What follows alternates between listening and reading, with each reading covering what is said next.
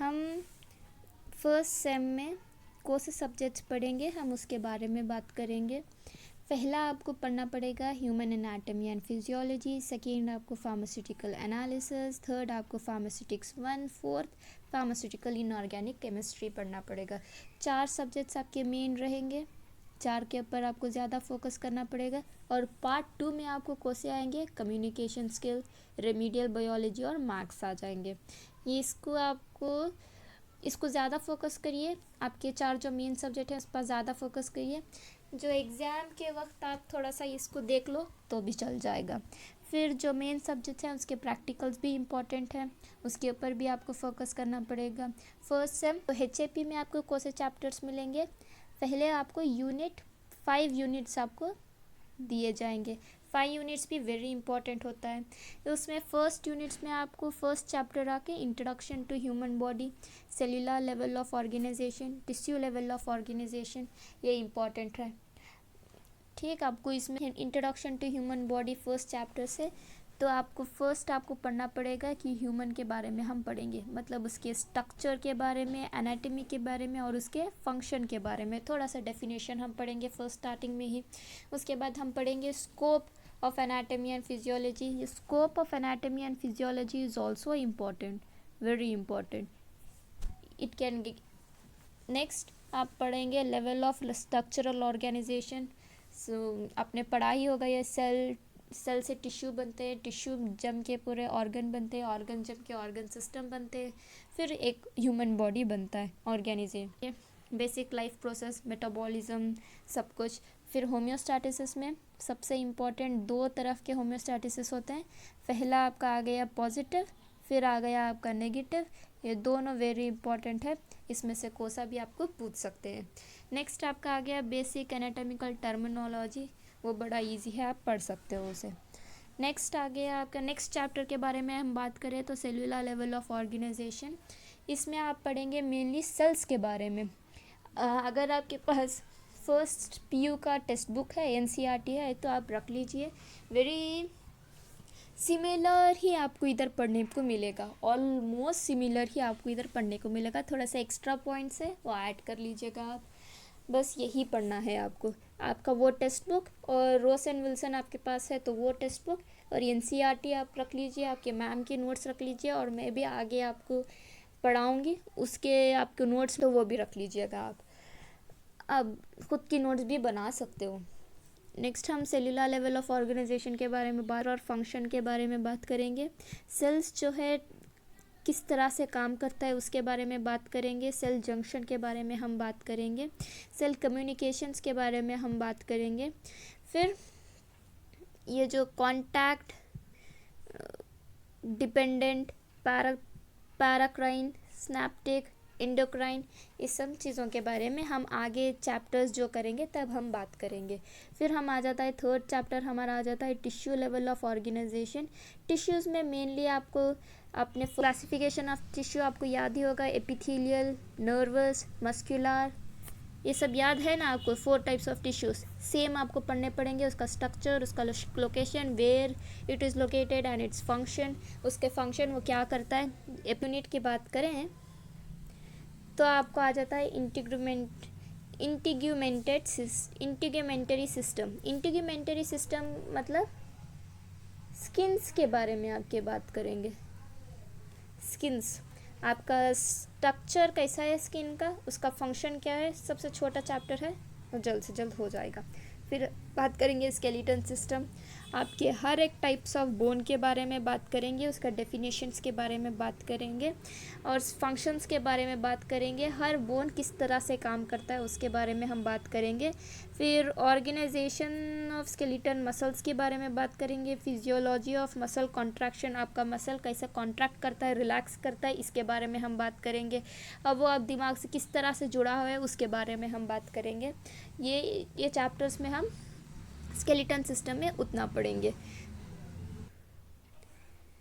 Same इधर भी आपका structure and functions, classifications, types, movements, everything we are going to study here.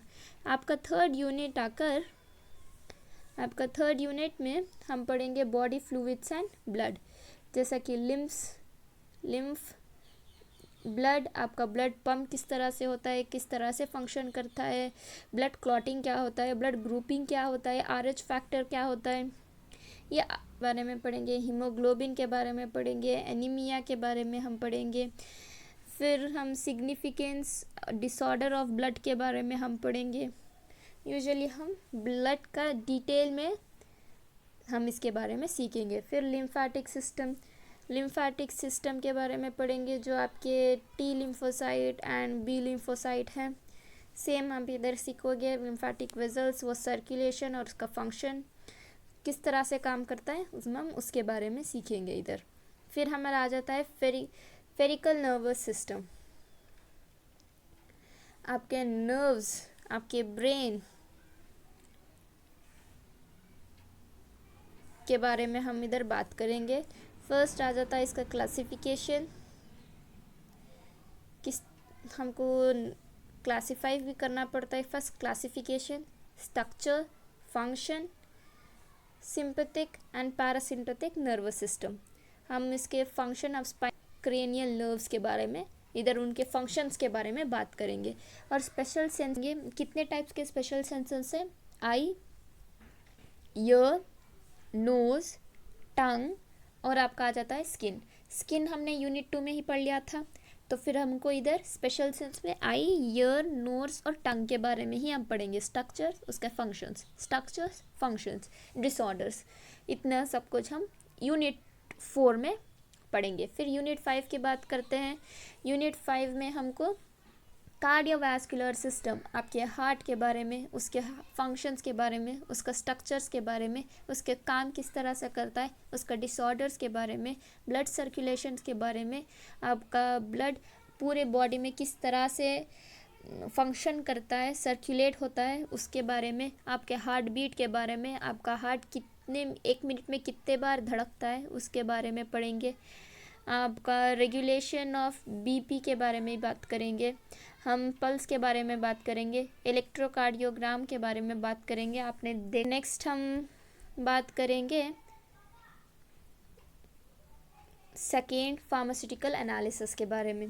Pharmaceutical analysis में आपको first आपको पढ़ना पड़ेगा यूजुअली फार्मास्यूटिकल एनालिसिस। इसमें आपको डेफिनेशन एंड स्कोप पढ़ना पड़ेगा, very important.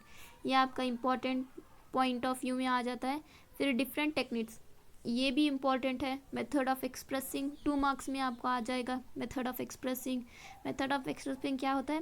Morality, normality, formality, फिर मोल फ्रैक्शंस, इस तरह के फॉर्मूलेज आपने फर्स्ट PU में ही पढ़ लिया होगा। सेम फॉर्मूले, सेम डेफिनेशन आपको इस वाले मेथड ऑफ एक्सप्रेसिंग कॉन्सेंट्रेशन में सेम 5 ही फॉर्मूलेज होंगे। 5 फॉर्मूले का डेफिनेशन और उसका फॉर्मूला ही आपको लिखना पड़ेगा उधर। नेक्स्ट आपका आ जाता है primary and secondary standard, very important है इसके डेफिनेशन और इसके कुछ एग्जाम्पल्स, एसिड बेस का एग्जाम्पल, PPT का एग्जाम्पल, रेडॉक्स रिएक्शन का एग्जाम्पल, प्राइमरी में भी सेकेंडरी में भी आपको लिखना पड़ेगा।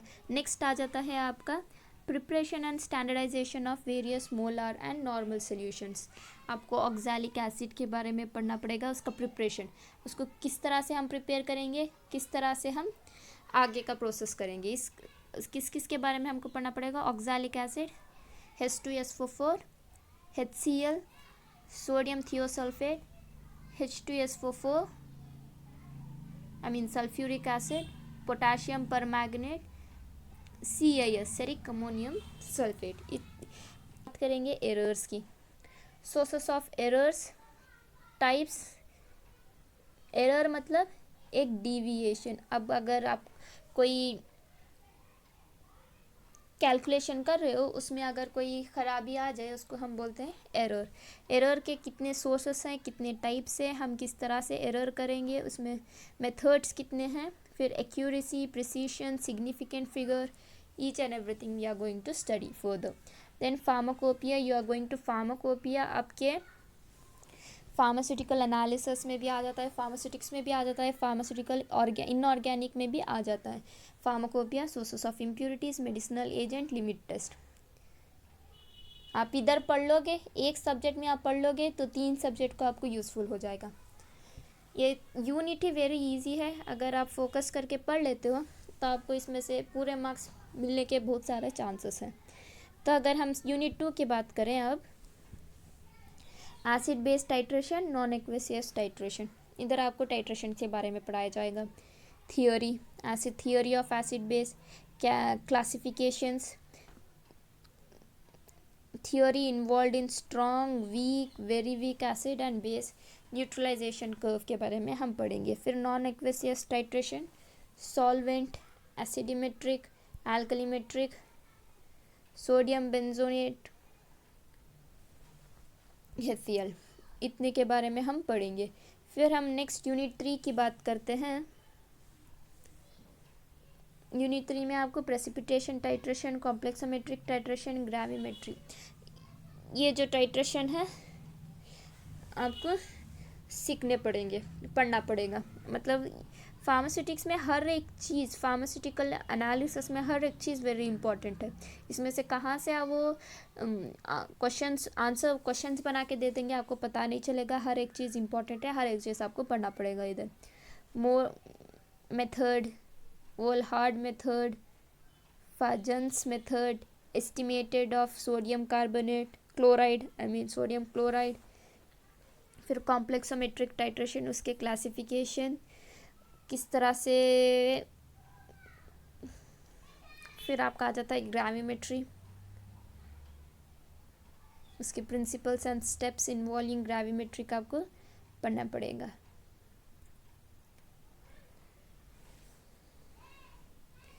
अगर हम यूनिट 5 की बात करें, यूनिट 5 में रेडॉक्स टाइट्रेशन, यूनिट 4 में रेडॉक्स टाइट्रेशन, यूनिट 5 में इलेक्ट्रोकेमिकल मेथड ऑफ एनालिसिस।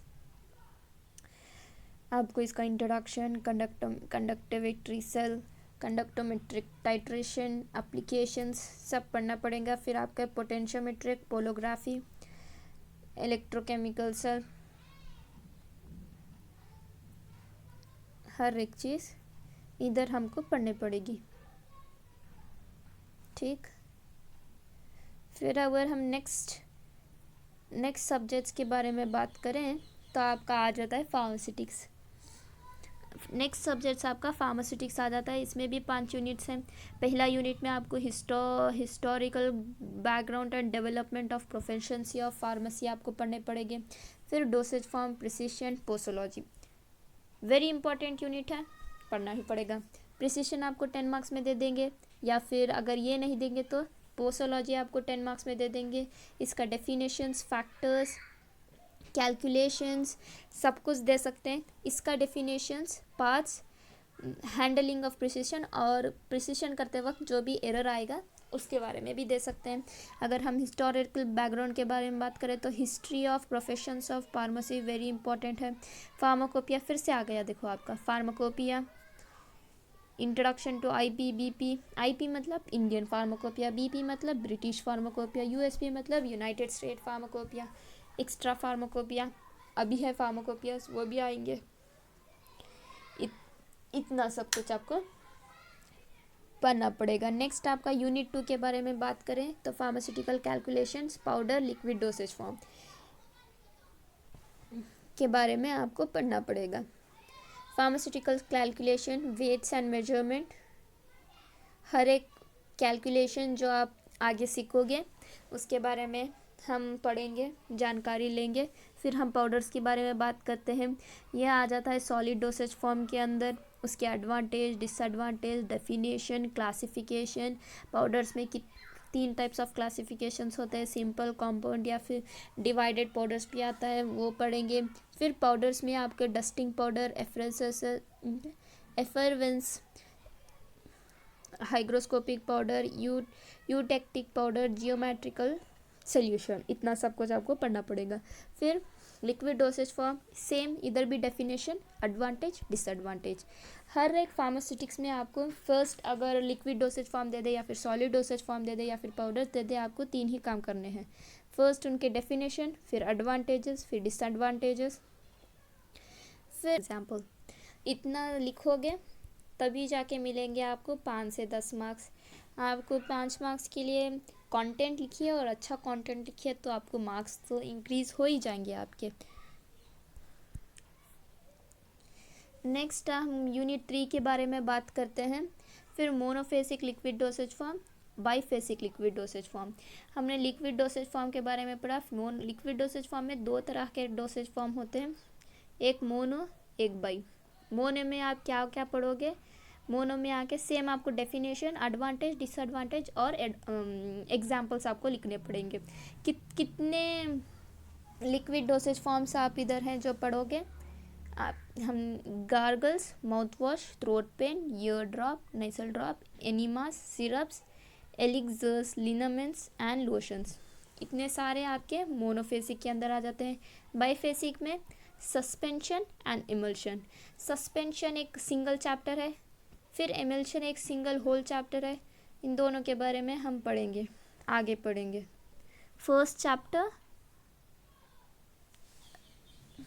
सपोसिटोरीज, उसके definitions, types, advantage, disadvantage, types of basis, preparation, किस तरह से हम प्रिपेयर करते हैं, कैलकुलेशन, और लास्ट में इवैल्यूएशन करके हम मार्केट तक किस तरह से पहुंचाते हैं, हम इसके बारे में बात करेंगे। फिर फार्मास्यूटिकल इनकम्पैटिबिलिटीज़ के बारे में बात करेंगे। लास्ट एंड फाइनल यूनिट हमारा आ जाता है semi solid dosage form. Semi solid paste, creams, gels, उसके एडवांटेज, डिसएडवांटेज, एग्जाम्पल्स, डेफिनेशंस, इतने सब कुछ आपको पढ़ना पड़ेगा। हर एक यूनिट में बस आपको 5 यूनिट्स हैं। 5 यूनिट्स में आप डेफिनेशन, एडवांटेज, डिसएडवांटेज, एग्जाम्पल और उसका फॉर्मुलेशन करके आता है। अगर फॉर्मुलेशन पढ़ लिया तो आपको पूरे मार्क्स दे देंगे वो लोग। यूजुअली पूरे मार्क्स तो देते नहीं, अगर 10 मार्क्स का है तो 9 मार्क्स या फिर 8 मार्क्स तो मिल ही जाएंगे।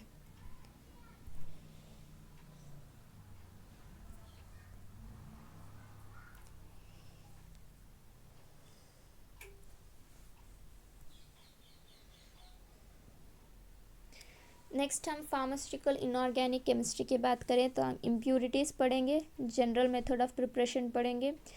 हमने सोर्सेस ऑफ इम्प्यूरिटीज़ पढ़ना है, लिमिट टेस्ट पढ़ना है, जो हम 3 सब्जेक्ट्स में सेम ही पढ़ेंगे। अगर इधर फार्मास्यूटिकल इनऑर्गेनिक में अगर सोर्सेस ऑफ इम्प्यूरिटीज़ आपने अच्छे से पढ़ लिया तो अगर आपको फार्मास्यूटिक्स में देंगे तो भी आप लिख सकते हो, फार्मास्यूटिकल एनालिसिस में देंगे तो भी आप sources of impurity, limit test सब लिख सकते हो। नेक्स्ट आपका आ गया general method of preparation, properties and medicinal uses of inorganic compound, base and buffer, major extra and intracellular electrolytes, dental product.